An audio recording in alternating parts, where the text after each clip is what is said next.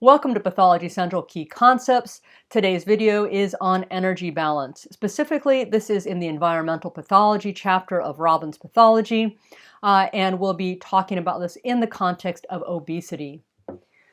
In this video, I will be discussing the neurohumoral mechanisms, afferent and efferent systems, and central processing system in the regulation of energy balance and body weight.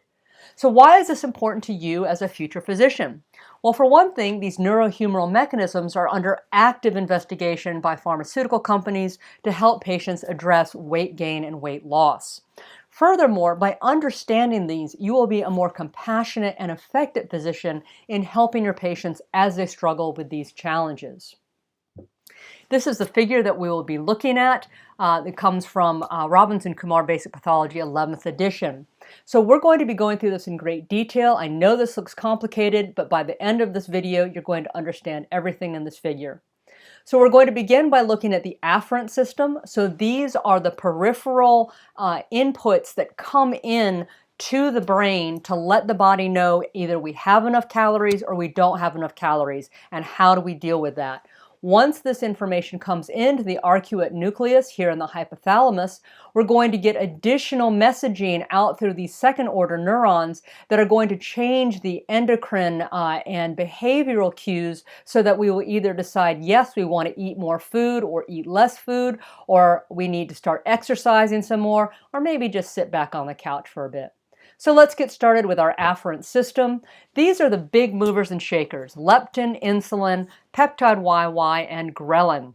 So leptin is generated by adipocytes. Insulin is generated by the beta cells of the pancreatic islets. Peptide YY comes from the intestines, and ghrelin is secreted from the stomach. So let's go through exactly who these players are and what they do. So when we're thinking about energy balance, leptin is the big mover and shaker.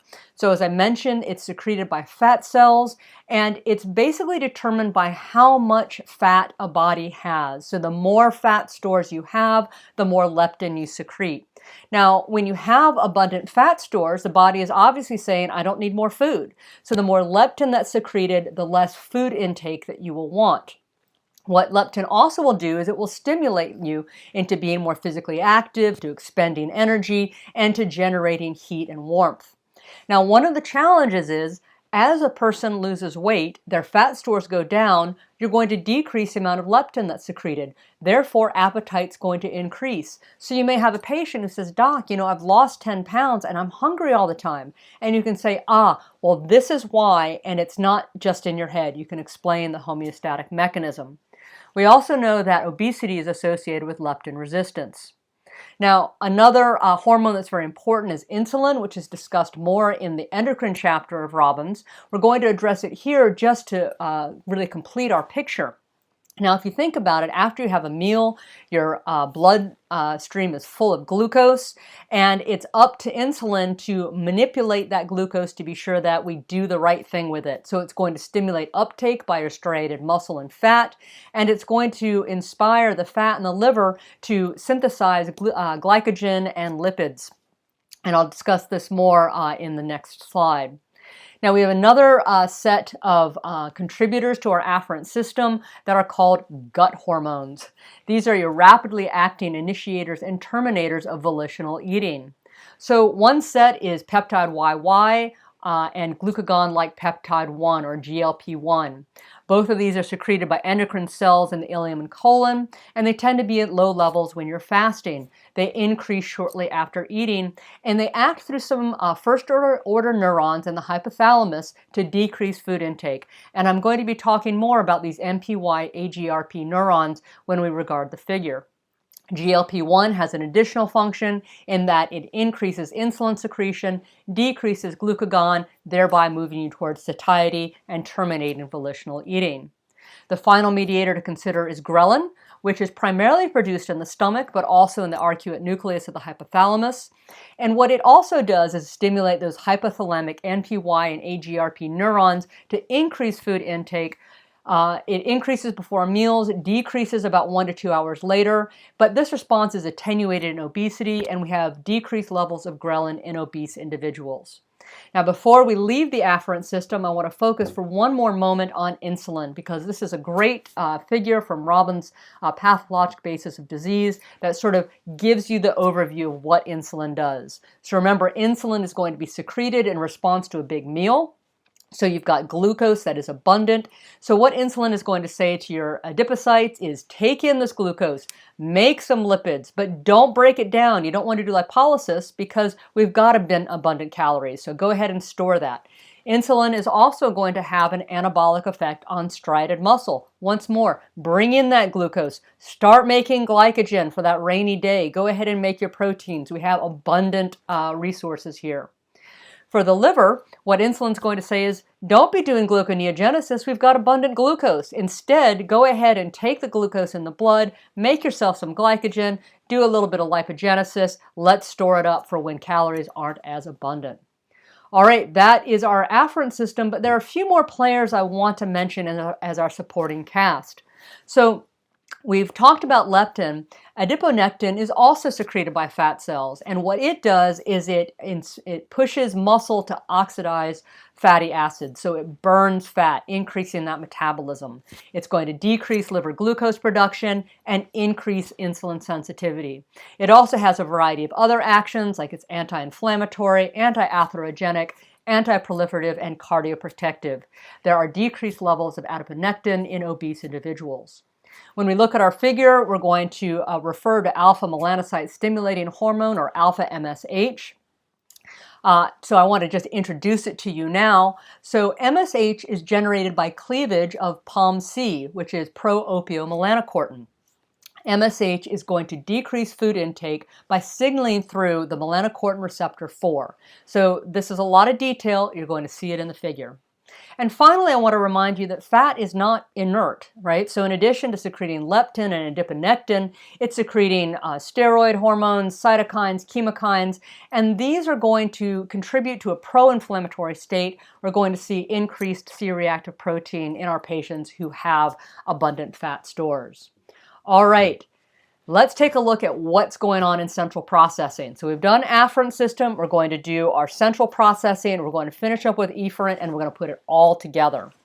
So what happens is, in the arcuate nucleus of the hypothalamus, we're going to integrate our afferent and efferent signals. So here you can see we have our third ventricle, we have our arcuate nucleus here, and here are our first order neurons. I already referred to POMC.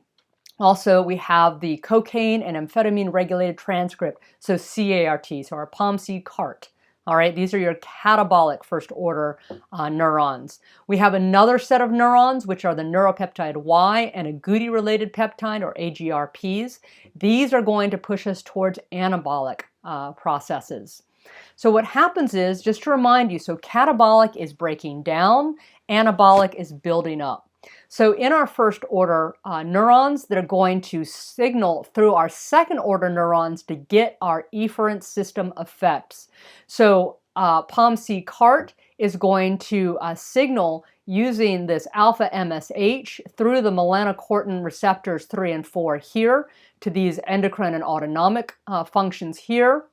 And our NPY-AGRP first order neurons are going to signal through the Y1 and Y5 receptors, taking us down this behavioral pathway. Now, before we put it all together, let's talk about what happens here. What are our effectors? So, in the efferent system, there are a variety of different mediators that are generated, and they're going to have the downstream effect on energy expenditure and food intake, which is going to have an impact on energy balance. So if your goal is to decrease food intake and increase energy expenditure, you're going to want to be elaborating brain-derived neurotrophic factor, or BDNF, thyroid-releasing hormone, TRH, or corticotropin-releasing hormone, CRH. If the goal is to increase food intake and to decrease your energy expenditure, you're going to be elaborating melanin-concentrating hormone, MCH, and orexin. All right, let's put it all together. Okay, so that image that we looked at before that looked a little bit scary, let's see if we can understand it now. All right, Let's begin with leptin. Now remember, leptin is going to be secreted by your abundant fat stores, right? So you're in a state where you don't need to be bringing in more food, you can be expending energy. So what leptin is going to do is it's going to bind here to a leptin receptor on the POMC-CART first order neuron. It's then we're going to get alpha MSH, which is going to interact with the second order neuron, right? And it's going to come along down this pathway, signaling through TRH, CRH, and BDNF, and it's going to say, don't take any more food, you're full. And it's going to say, you know what, you have plenty of energy to burn, go chase down that antelope. Now, leptin also can bind to the NPY-AGRP first order neuron, but here it's going to have an inhibitory effect, right? So this is our anabolic pathway, we're inhibiting it. So what leptin is saying on this inhibitory pathway is do not take in more food, do not come over here and just lie about doing nothing, right? So it's saying you want to avoid that, you need to start running around and doing things. Okay, so that's leptin for you. Insulin, remember we've just taken in a big meal, we've got abundant glucose, we're full. It's going to come here, stimulate POMC and CART. We're going to move again down this pathway, which is going to say you don't need any more food, you can go run around. Okay. Similarly, insulin is going to bind through receptor to NPY, AGRP, and not go down this anabolic pathway. All right, so that is how we're addressing these two. Now let's look at our peptide YY. It also is going to have an inhibitory effect on the NPY-AGRP first order neuron. So it also is going to be blocking this pathway. So you will not be blocking your energy expenditure and blocking your food intake, okay, or increasing your food intake. So it's going to drive you in the opposite direction over here. And then finally, ghrelin is unique, and it's the one that really will drive you down this anabolic pathway. So when you have abundant ghrelin, we're going to stimulate down this anabolic pathway, and it's going to say, yes, please eat, and please go ahead and just rest here, you're doing well. So that takes you through all of the different pathways in this particular energy regulation. And let's look at a few questions for you. So the first one is, what are the 4 primary afferent mediators? What do they do? What regulates their use? And then finally, how does the central processing system translate afferent signals into efferent responses? I hope you have found this useful. I actually find this a pretty challenging topic because there's so much going on and you're going up in energy and down in energy. But I hope that this has been useful. As always, thank you very much.